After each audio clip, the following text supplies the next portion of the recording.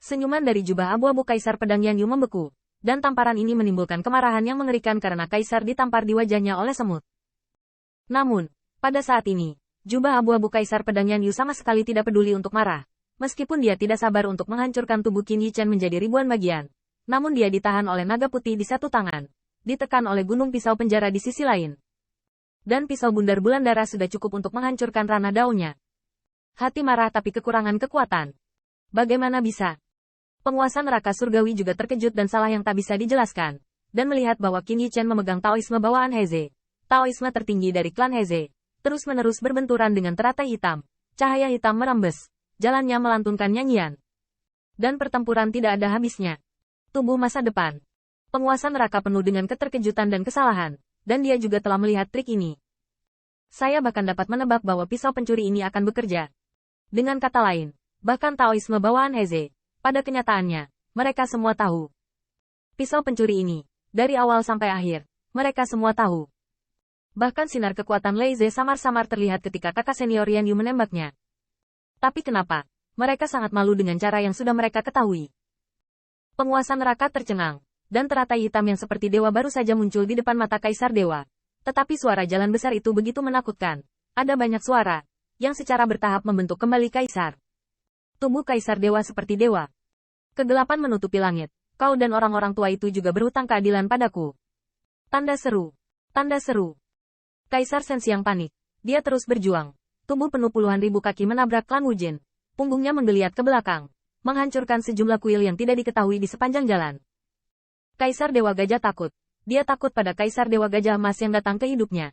Dia takut yang terakhir juga akan mematahkan mulutnya penuh gading dan mencabutnya. Pergilah. Tanda seru.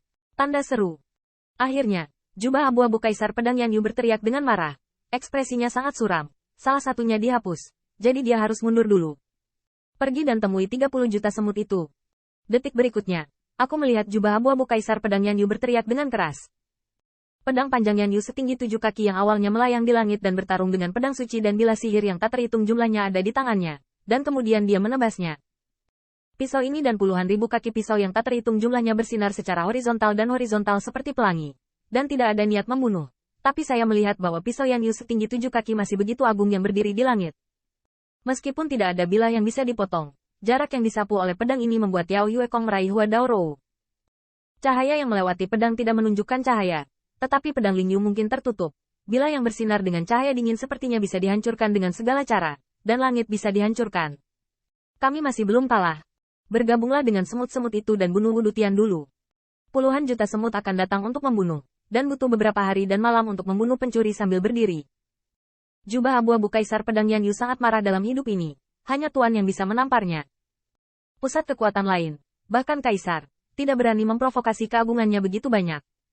Dan pisau pencuri ini ternyata. Jubah abu-abu Kaisar Yan Yu Sabre naik ke langit, dan penguasa neraka surgawi. Jubah hitam tiba-tiba meledak ke udara, langsung muncul ribuan mil jauhnya. Keciut. Penguasa neraka memegang teratai hitam di tangannya. Dan kegelapan yang dilewatinya cukup membuat Kezen tersesat di dalamnya dan tidak berani mengejarnya sendirian. Dan jubah abu-abu Kaisar Pedang Yan Yu bahkan mendukung Kaisar Idola. Cermin hati bersinar di punggungnya. Sulit untuk menembus cahaya hitam yang membakar seluruh tubuhnya. Kecepatan kedua Kaisar sangat cepat, dan awan hitam memenuhi tempat yang mereka lewati. Dan bahkan cahaya pedang terus turun. Bagaimanapun, mereka melewati semua jalan. Mereka semua berada di wilayah klan Wujin. Pencuri ini pedang bukanlah penyelamat yang memproklamirkan diri. Bahkan mereka tidak berharga. Apakah Anda harus menyelamatkan yang tua, yang lemah, yang sakit dan yang cacat? Kedua Kaisar itu terbang sangat cepat, dan kepala Qin Yi Chen menggantung cermin ajaib, dan sosok yang memegang kitab suci Tao bawaan Heze bergabung dengannya, menyebabkan tubuh Tao-nya bergetar, dan beban tubuh masa depan meledak dalam sekejap. Aku baik-baik saja, kejar. Qin Yi Chen berteriak. Tujuan tadi undang dari ketiga Kaisar ini bukan hanya untuk membantai yang tua, yang lemah, yang sakit dan yang cacat.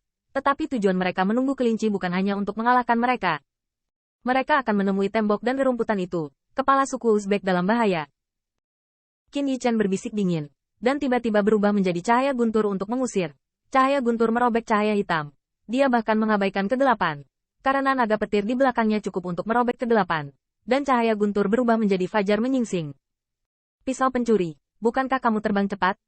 Bukankah kekuatan Lei Ze membuatmu lebih cepat dari pembangkit tenaga listrik kerajaan? Kenapa kamu tidak berani mengejarnya? Dalam kegelapan di depan, provokasi Kaisar Pedang Yan Yu berjubah abu-abu terdengar, dan kekuatan Lei Ze terkondensasi, dan bahkan cahaya pedangnya bisa kabur. Namun, pedang pencuri ini berani mencobanya sendiri. Namun, minuman dingin dari jubah abu-abu Yan Yu Sabre Emperor tenggelam ke dalam kegelapan yang terbang di belakangnya, dan dia melihat suara naga petir yang mengaum selama 9 hari untuk merobeknya menjadi ejekan yang belum hilang. Sombong sekali. Aku takut aku bisa jalan hari ini. Tanda seru. Qin Yichen berubah menjadi cahaya guntur dan membunuhnya dengan amarah.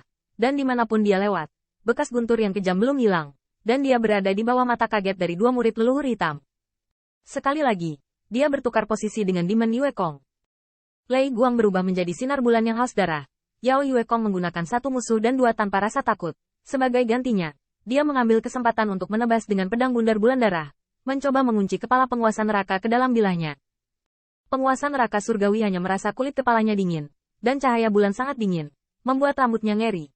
Namun, yang lebih menakutkan adalah setelah beberapa saat, Dao disambar oleh cahaya petir yang tertinggal.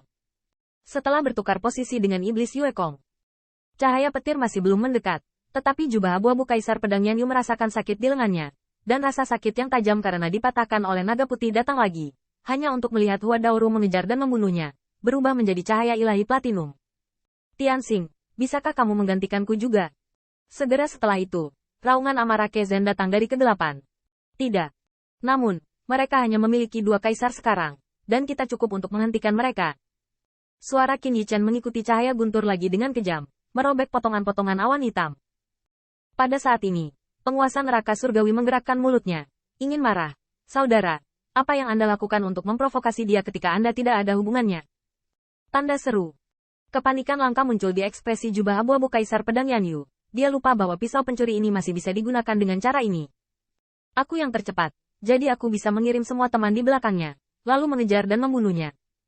Bila bundar bulan darah melonjak secara horizontal dan horizontal di belakang.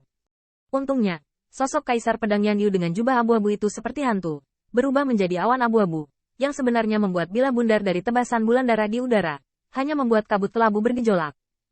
Penguasa neraka surgawi membungkus seluruh tubuhnya erat-erat dalam jubah hitam, dan sarana pelarian untuk dua pembangkit tenaga alam Kaisar juga tidak lemah, meskipun mereka tidak menggunakannya untuk waktu yang lama. Bahkan berbicara, itu adalah apa yang dilakukan Qin Yichen hari ini yang membantu mereka mengingat bahwa metode yang digunakan untuk melarikan diri juga luar biasa.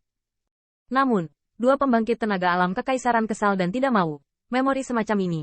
Mereka tidak ingin mengalaminya seumur hidup. Siapa yang begitu rela diburu?